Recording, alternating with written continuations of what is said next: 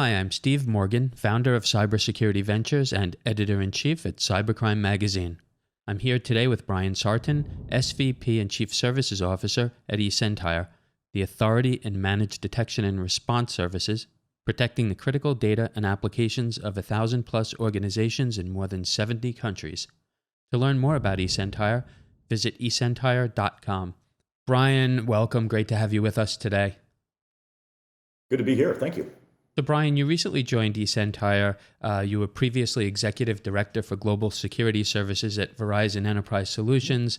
A lot of people in the industry know you. Before that, you were Director of the Risk Team and Investigative Response Team. Mm-hmm. I think you were there for about 9 years. I'm curious, a lot of market demand for people like you, shrinking labor pool. What was it about eSentire that drew you to the company, and what are you doing for them? Well, to start with what I'm doing for them, my main objective is to add critical mass to the consulting, advisory, and professional services sides of the house.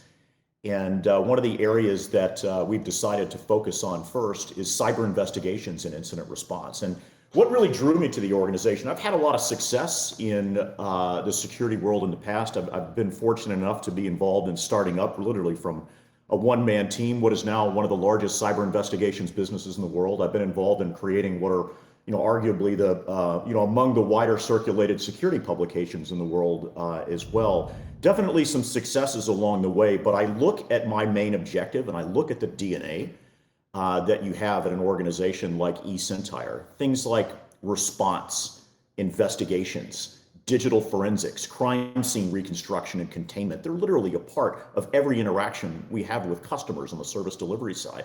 Pursuing incidents from initial detection all the way through host isolation and containment and determining the extent of informational losses and doing that in very conclusive fashions. And I think I have an opportunity here to take that kind of core DNA and just extend it a little bit further. So when push comes to shove, and a real break the glass emergency, when a customer, enterprise, or government agency really needs us as their last line of defense, that we have that ability to put our assets in the right place when they're needed the most.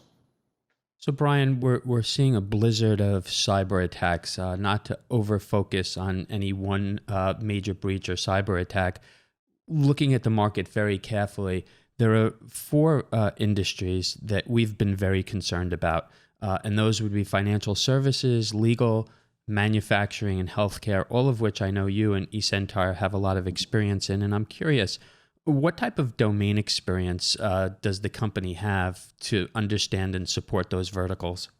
Well, tremendous. Although the business changes considerably from one sector to the next, the taxonomy and the languages change considerably from one sector to the next, as do the business outcomes that they're trying to achieve. That does not always mean you have great change in technology. Certainly you have that. The difference between technology that you see in financial services and in healthcare, they can be wildly different for sure. But what all of that means, in my mind, understanding the language, the taxonomy, the nature of the business outcomes that security and IT leaders are looking to achieve, you have to have people who have lived in those worlds and has walked in those circles in the past. And that's something we're very strong on. If you look at our customer engagement model, from our sales resources and how those customer touch points are divided to sales engineering to our customer service management type teams, we have folks that have those backgrounds that, like I said, that speak those languages and understand those circles. And that said, I think that's critical to understand what customers are looking to achieve and how we can align our assets in very unique ways to make 1 and 1 equal 3. So we had a conversation with each other a few weeks ago, and you were sharing a little bit about eSentire's deferred capability with 4-hour remote threat suppression.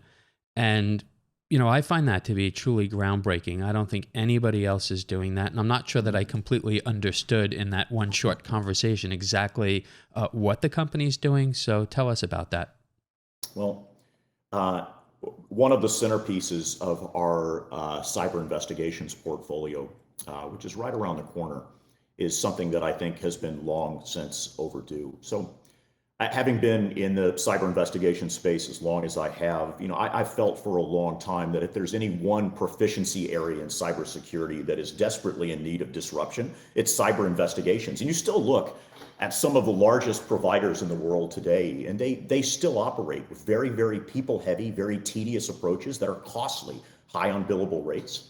They also tend to run with, and this is strikingly true, they tend to run with technologies that are in many cases 10 to 15 years old. They're running circa 2005 technologies, very people heavy approaches. And I think the right combination of leading edge technologies, especially at the endpoint and the network sensor level, combined with the right cutting edge approaches around how people mix with those technologies. I think that industry is definitely poised for disruption. I think because of eSentire's DNA, we're certainly in a great position to be that market disruptor. And one of the best examples of that is going to be that 4-hour threat suppression SLA. So most of those big providers, the 3 to 4 leading providers in the world as recognized by the analysts today, as we look at that market, still, for 10 plus years, the best that they offer from service level agreements is anywhere in the world in 24 hours. Right. So we're going to meet that. And I've been doing that for years, but we're going to meet that, but we're going to beat it, I think, considerably. So don't think anywhere in the world, boots on ground and 24 hours back to SLA. Think anywhere in the world in 4-hour threat suppression. So combining our core platform, our core MDR technology with some of the forward-leaning technology on the IR side and some of those cutting-edge approaches that I mentioned a moment ago, that gives us the ability to be that last line of defense, to be initialized anytime customers need us, not only when a customer calls us with a break-the-glass emergency, to be able to deploy, to identify the source of a cyber attack, to take motions to contain, isolate that attack, to stop the bleeding, and to do that within 4 hours globally. I think that's huge. But also for current MDR customers to be able to extend our response to an incident farther and deeper through the incident lifecycle into elements like crime scene reconstruction and conclusive determination of extent of informational losses, doing that in a manner that can bear scrutiny in the court of law, in litigation, or in prosecution. I think that's tremendous. And that's definitely something the market has needed for a long, long time. And I don't think that anyone's better suited to do that than an MDR provider. Well, given your background and what you just shared, I'm glad we had you on today because your time's going to be locked up. A lot of CISOs and security teams are going to be wanting to talk to you, and I'm sure the eSentire team is going to be grabbing you. It's been an adventure so far, that's for sure. So we talk to a lot of CISOs and security leaders, primarily at large enterprises, Fortune 500, Global 2000 companies. Mm-hmm. And the most high demand service they ask us about is emergency incident response. And I'm curious, why is that? With everything else that they're dealing with, everything from malware to ransomware attacks, training employees on security, why does that remain such a high top priority? Are they grappling with their own ability to respond? Is it a shrinking labor pool? Why is that such a challenge?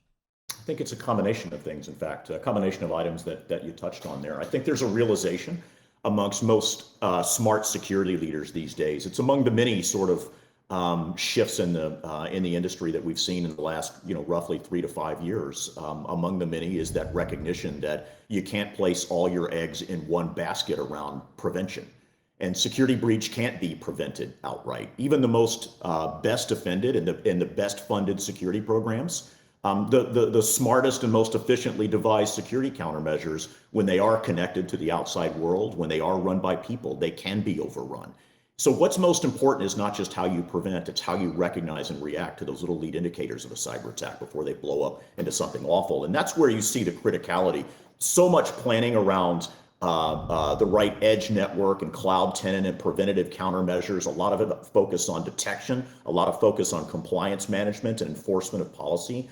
But at the same time, you're seeing a lot of great interest on strengthening the reactive side of an enterprise to better their ability to investigate those really insidious type attacks.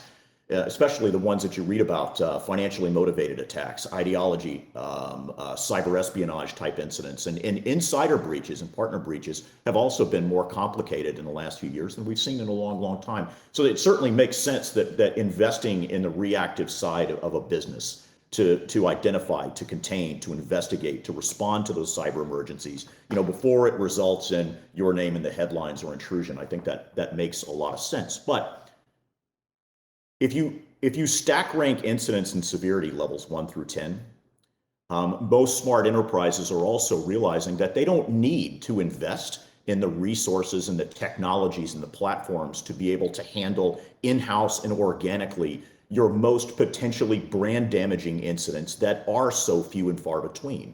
And instead, they start to rely on an extended partner ecosystem to make that happen. And those are just two of the drivers, I think, that paint eSentire in just a great light right now with respect to our outlook in the incident response market.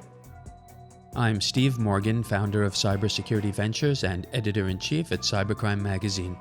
Joining us today was Bryan Sartin, SVP and Chief Services Officer at eSentire, the authority in managed detection and response services, protecting the critical data and applications of 1,000+ organizations in more than 70 countries.